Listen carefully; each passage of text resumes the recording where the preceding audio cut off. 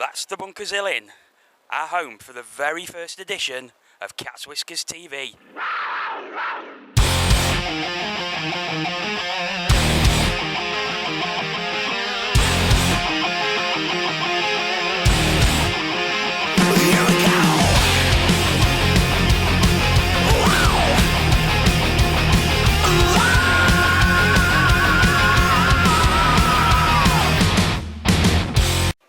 Cats Whiskers TV is a brand new ice hockey magazine show. We'll be featuring mainly the Nottingham Panthers, but we'll also be looking at other events in the Elite League and other teams that play out of the NIC, but with the usual humorous Cats Whiskers slant.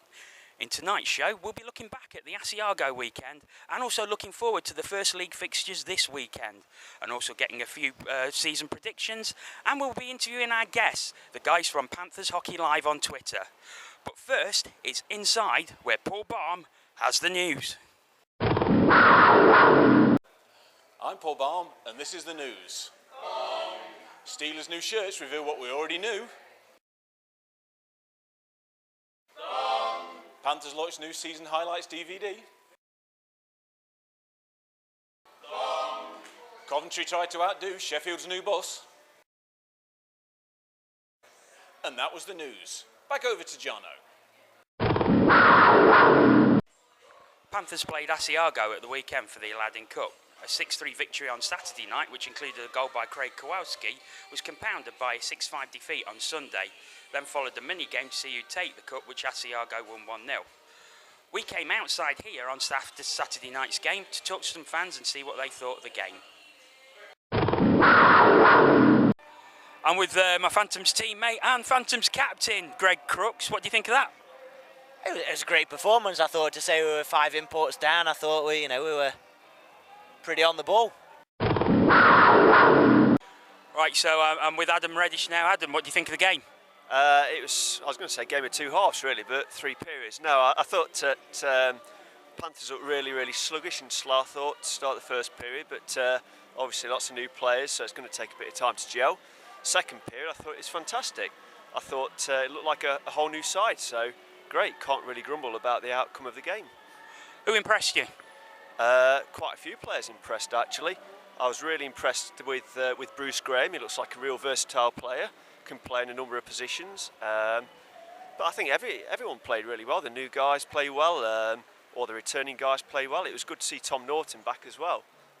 It looks like he's bulked out a bit, and it was a great goal that he scored with that slap shot, which I think was the Panthers' 4th. Can't really finish without mentioning it, but empty net goal by Craig Kowalski. Ever seen one of them before? Never seen one live before. No, it's not every day you see your netminder scoring to an empty net goal. So yeah, it's a bit of a collector's item, I think, and I think that probably got K-Wall the man of the match. So brilliant. Okay, so a couple of views on the games there. I'm with the guys from Panthers Hockey Live who covered the game on Twitter. We've got Andy Haywood, Iain Dilley and Antoinne Marie-Jeanne at the end, or Ant. You'll see him in a little video clip from Saturday later. So guys, I'll come to you individually. What did you actually think of the weekend games? I'll start with you, Andy. Well, I was impressed. On the whole, I thought the team gelled well, to say that they'd only been together for a couple of days. I think the lines look very good as they are, and personally I think that Benedict, Fox and Ling will be on a line together anyway, so there's no need to mess with that. On the whole, it's very promising. I mean, I appreciate obviously we lost the Aladdin Cup, but it was at the end of the day these games are no more than just to get the players escape. Okay, cheers. Iain, what do you think? I agree with Andy to quite a big extent. I was impressed on both nights. Really impressed with Matt Francis, really at the ground running. Like some of the new guys coming in. Graham's got some good soft hands on him, big tall guy. Beckett got into his stride.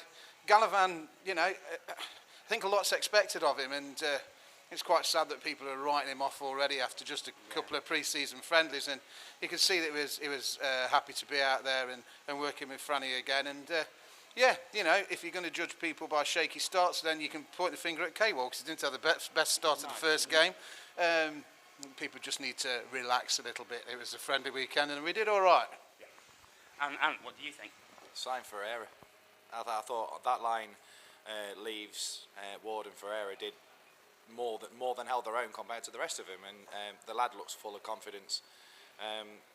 you know, we're supposed to be the richest team in the country, so why not splash the cash? I must say I was pretty impressed with the kids' line myself, especially like Hook and Ferreira together. But of course we can't go without talking about the big talking point from the game, which is of course a goal by netminder Craig Kowalski. What do you think of that, guys? Happened in slow motion for me. I don't know how many other people have seen it, but the goal he scored when he was playing in Italy, it was almost a carbon copy of that. And I mean, it was a weak shot to him, which he caught and he gloved down, and it was like, you know, it was like a movie. The clock stopped, and it seemed to take forever for the puck to hit the back of the net, the other end of the ring. But yeah, really glad he pulled it off. It's just waiting for the hat-trick against Sheffield now. That'd be nice. Okay, we also got another opinion after the game on Saturday night. That was from the student. He'll be appearing a few times throughout this season. Let's hear what he had to say. So, we just come out of the game, a brilliant 6-3 win by Panthers and an empty net goal by Craig Kowalski. Student, what do you think? It's all right. Delighted to say we've got the student here with us tonight. So, student, how do you feel about being part of the coverage this season? Yeah.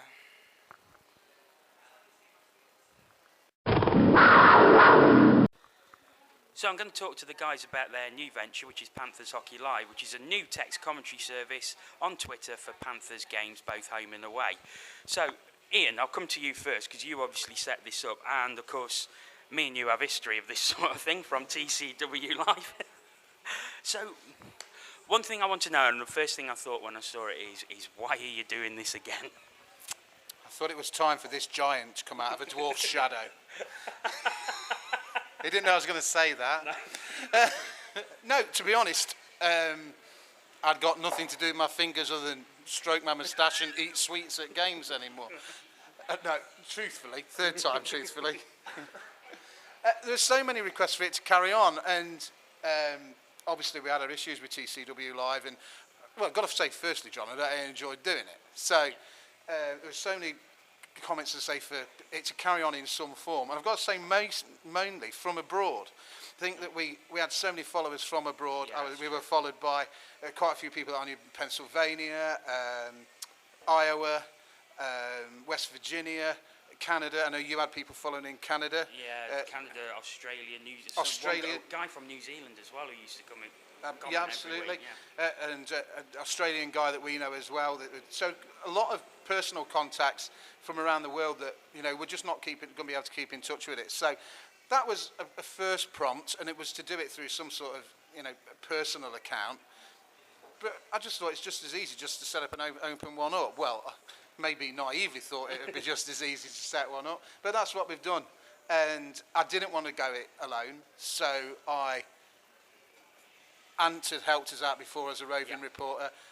And Andy, even though he doesn't look it, knows what he's talking about, so he was really pleased when he came on board. So I'm really happy with what we've put together, and happy to carry on with it now, yeah. Okay. I'll just move over to the guys. So, Andy, what attracted you to Panthers Hockey Live? Well, I'd used TCW myself for games that I couldn't go to, so I know how much it means to people and how useful it is, so I just thought that obviously with Ian setting it up, and obviously I've known Ian for a couple of years now through hockey, so I just thought, well, let's help a friend out and see what happens, see how it goes, and see what we can get going. And I think so far all the positives, feedback's been really great. I don't think we've had any or very few sort of, not criticisms, but sort of people trying to help out on that, which is nice. And it's going so well. You've only got to look at the followers that we've picked up. That first day was ludicrous. I was sat at work, my phone just kept pinging all the time with new followers on Twitter, things like that. So it was brilliant, and it was really nice. Move over to you, Ant.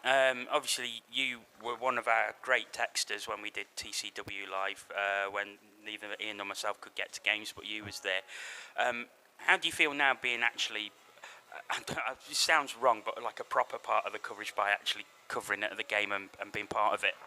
I've got nobody to correct my typos. I think that's the biggest thing. And the people that have an iPhone will know what the iPhone has its own language, I think. But no, like Andy and Ian have already said, we've already had so many people like thanking us and, you know, praising us for the coverage. And what can we do? I mean, the only other option is to sit there on your Elite League website click and refresh.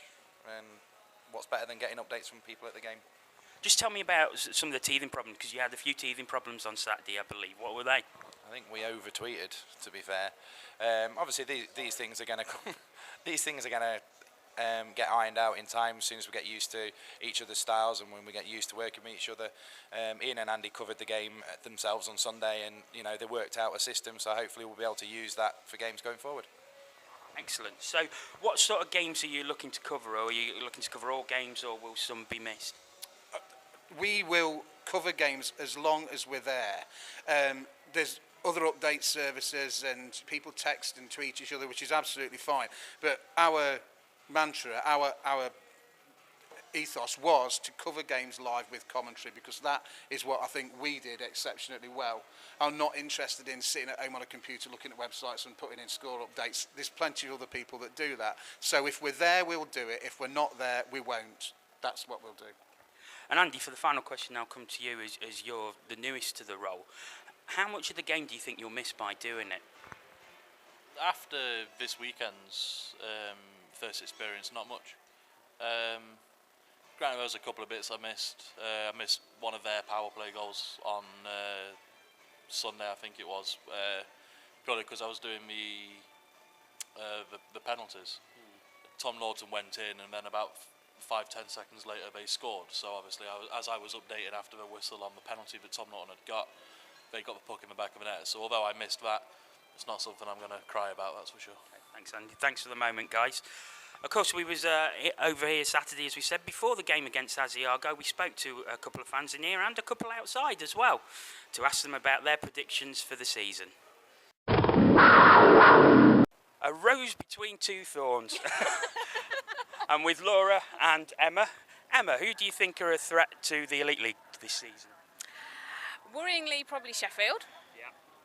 But I'm going to want to see the teams first. We are going to see Coventry and Cardiff on Wednesday to get an idea of whether we can be worried by those. But possibly Cardiff, you can never rule them out.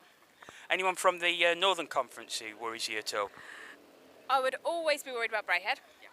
And I do think actually that Dundee have signed a good team this year. Yeah, I think so. Certainly not to be like the bottom feeders that they were last season. So I think that could be something to watch out for there. Okay, thanks, Emma. Laura, we know you're a big Danny Mayers fan. Yes. Do you think the Panthers are going to miss him this season? Well, I certainly will. But I think we will to some extent. But I think we've signed a good team as a replacement for him. I think Sheffield will really benefit from having him on the team. But at the same time, I'm not too worried. Excellent. Thanks, ladies. I'm with Mick Holland from the Nottingham Post. Mick, there's a new conference system in the Elite League this season. What do you think of it? I'll tell you when it gets going, but I think it's a good idea because we're going to have more competitive games. Whether it's going to sort out a league championship for Panthers is another matter. I mean, everybody said it's in Braehead's hands to lose, but excuse me, I don't quite think it's like that.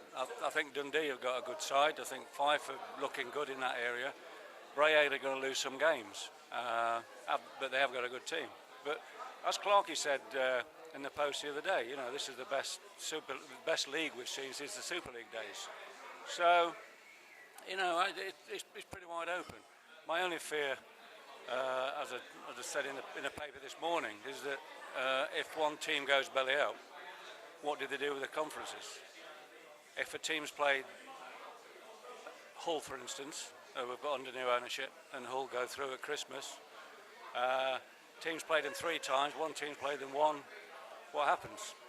How do they expunge results? They can't make a 9-team league all of a sudden.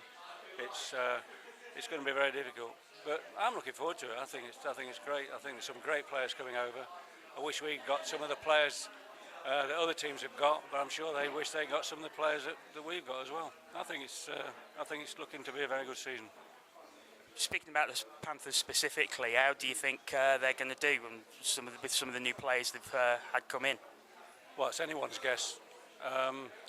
You look at Belfast. If Belfast kick off like everybody predicts, they'll be okay. But it's all about a team. It's all about teamwork. You can have the best individuals in the world, but if they don't play as a team, we we saw with Panthers last year. I mean, people looked at Fox and Francis. I mean, they turned out to be big stars. I mean, people said Beauregard was past it at 36, and look what he did for the team. Look at David Ling. David Ling is one of the best players we'll see over here, hopefully, and because he is a winner. I mean, for a bloke to have his junior team retire his shirt says a lot for the guy, and how he didn't play more NHL games is what I've been told is anyone's guess. He's got temperament, he's got scoring touch, and he's a nasty guy. So you know, I can see Didi or Dimitri, whatever his name is, the meathead at Cardiff, having his hands full, as he did the other night. Yeah. Thanks very much, mate. Enjoy the season. I'm with Panthers fan Antoinne Marie-Jeanne. Antoine, how do you feel about the increase in imports to 11? Well, I like it. Obviously, there's a big complaint about the whole British players not getting a chance and everything, but personally, from a hockey fan's point of view, so I want to see the best players out there. And unfortunately, the majority of the Brits aren't at a standard yet where they can play first-line hockey. So. And also, looking at the Panthers and the makeup of the team that's been built over the summer, how do you feel about our chances? Brayhead's league to lose, isn't it? You really think so? Yeah. I think we look like a good, solid attacking team. My only concerns is no Lapine equals. We've not really got that go-to guy. I know we've got team toughness or whatever, but so hurry up, and I wish Guy all the best. And if he gets an AHL contract, fantastic. But if not, come back, please. Okay. And you're going to be a guest on the first Cats Whiskers TV next week. How you feel about it? Probably more nervous than I am about now, to be fair. No, it should be a laugh. So a few predictions there from Saturday, but I'm going to ask the guys who they think are going to win the league overall. Ant, if I come to you first, if you had to pick an overall Elite League winner, who do you think it's going to be? I think you grabbed me on Saturday about this, and I said Brayhead. Nothing's changed to make me think otherwise. I think just basically because of the easier conference they've got, even though all the teams have massively upgraded compared to last season. Do you not think, though, that Brayhead might struggle against the sort of Erdart Conference teams? Until we play them, we don't know really, do we? Fair point. Ian, who do you think's going to win? Panthers. And really, who do you think's going to win? Panthers. Seriously. Genuinely, I do.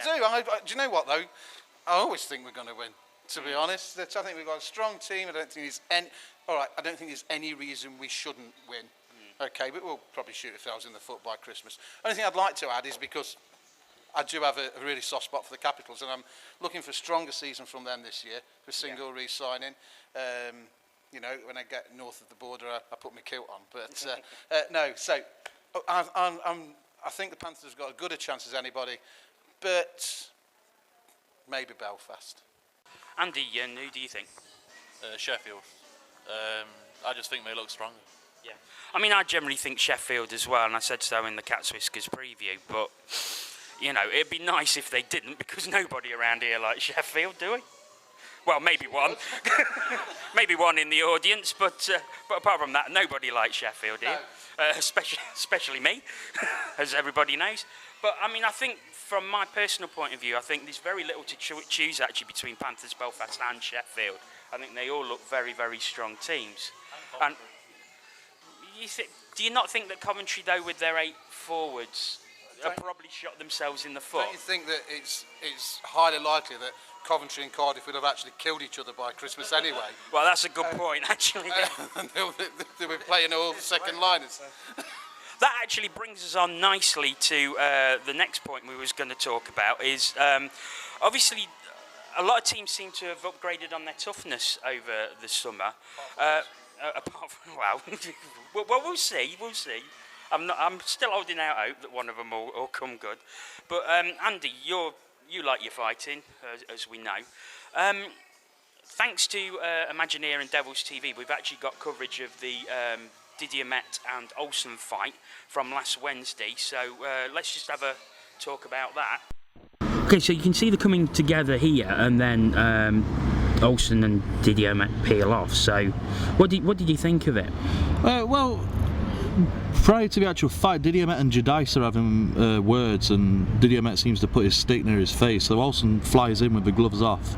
They're two big guys, they know their jobs, so both guys drop the gloves and pop the lids.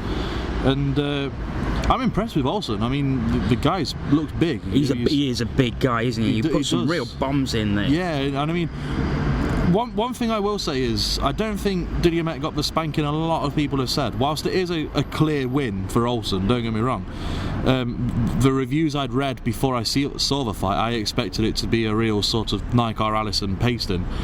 One thing I did like, though, was the linos.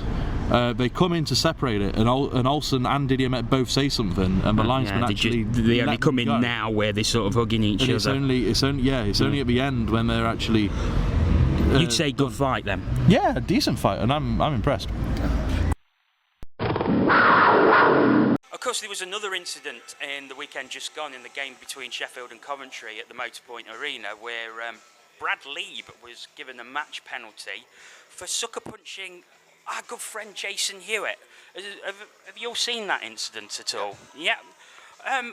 What do you think? What do you make of it, Anne? Oh, didums to the poodle. He deserves everything he gets, doesn't he? But, I mean, unfortunately, the video's not the greatest quality in the world, but it looks like a lot of fun to me, to be fair.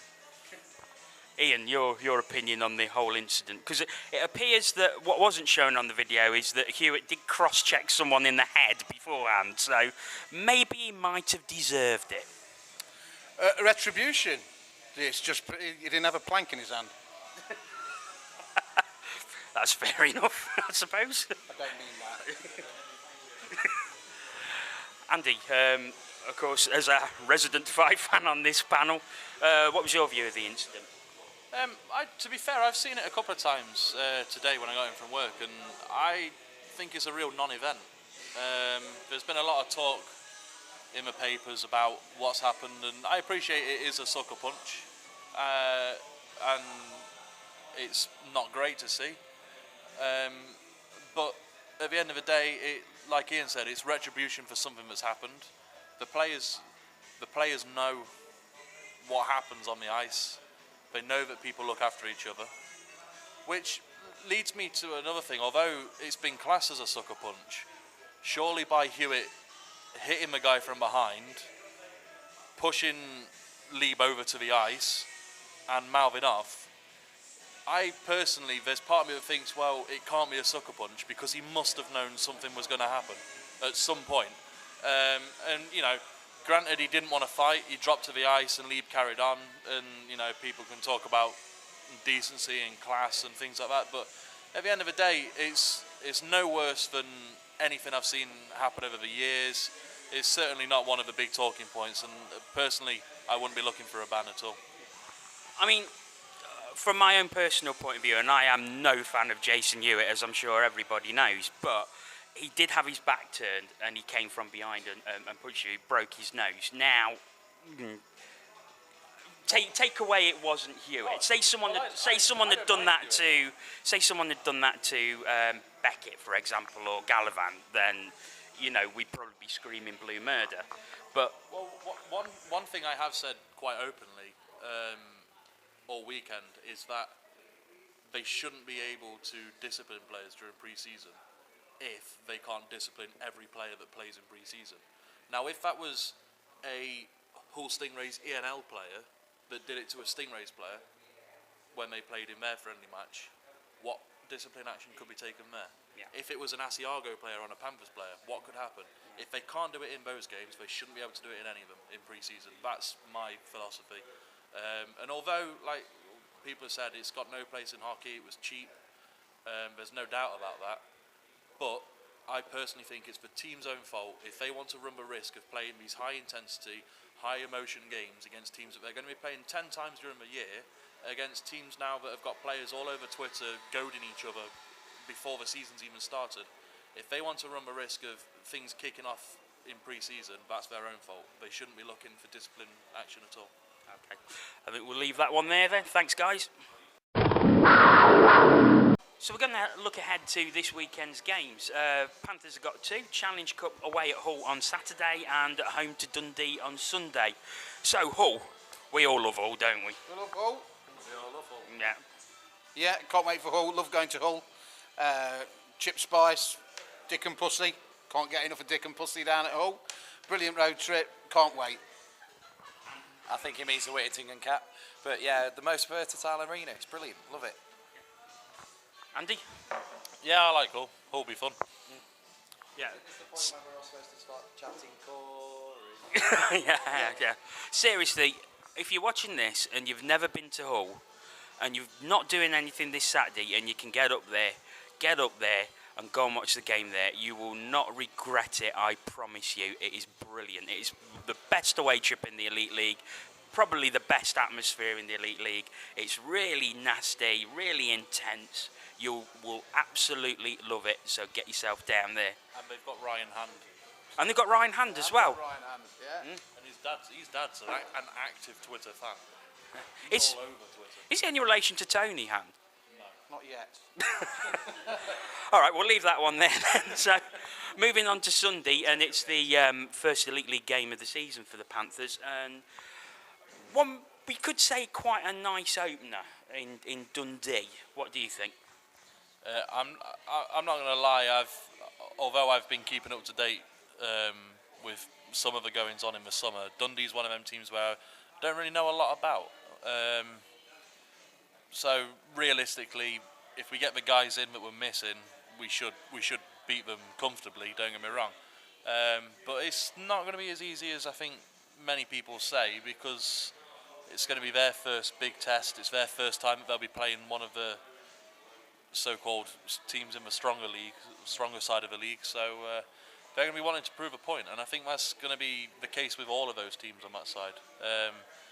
So it's not going to be an easy weekend for us. I mean, like we said before, we've got a tough game Saturday night against Hull, and although it's the Challenge Cup, and you can say, well, it's not as important as the league, from Panthers and Panthers management point of view, it's a trophy that we have and we want to defend, which we've done well so far. So it's going to be tough, and then obviously to then come back to Nottingham on Sunday against a Dundee team, it could throw a surprise. So it's all about putting down a marker, really, isn't it? Yeah, good opportunity for us to put down a marker. Let's hope everyone is here. See, Mr. Toomer is recovered from the strain he's acquired in the last game, missing the third period, as I know. So as long as we're all up and fighting fit, no reason that we can't get a good result against Dundee. I would add that on the Sunday night, I won't be tweeting. I'm handing the reins over to these two for the first night together. So we'll be tweeting from Hull with the guys. But on Sunday, I'm just handing the reins over to them. And I'm not going to work on Monday, so I might partake of a few ciders and watch them. Very good. And are you have you been paying attention as to what to Dundee's squad, because they do seem to have improved this season? I mean, they brought in a new netminder who appears an upgrade on Whiteley, who was there last season. Of course, Sammy Reinenen's there as well. I think we're all looking forward to seeing Sammy back, but I'm very much of that. It's nice to welcome past players back before the game. As soon as the game starts, I want to see him put in the boards. First shift preferably, bring the house down. I just hope that the Panthers fans turn up en masse and actually make some noise. It'd be nice. Just give a lift to the guys. Right, well, that is it for this week. The first issue is now over, you'll be pleased to hear. I'd really like to thank you guys for coming along, so really appreciate you coming out tonight and talking about Panthers Hockey. Are you ever going to have us back? Oh, well, I think we'll have you back at some point in the season. Bear in mind all the bits they haven't seen. That'll be on the Christmas Outtakes DVD, available for $9.99 from all good stockists. Next week, we'll be looking ahead to the Belfast home weekend, and we'll also be reviewing the Hull and Dundee games. Thanks very much for watching the first issue of Cats Whiskers TV. We'll be back next week. Oh, and thanks to Paul behind the camera. Sorry. Is it like Family Fortune? Until next week, good night.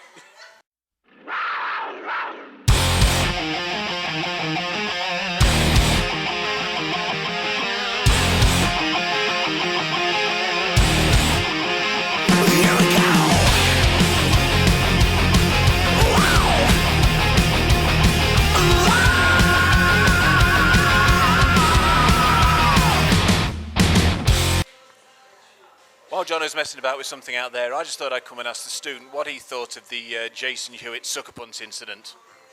Karma.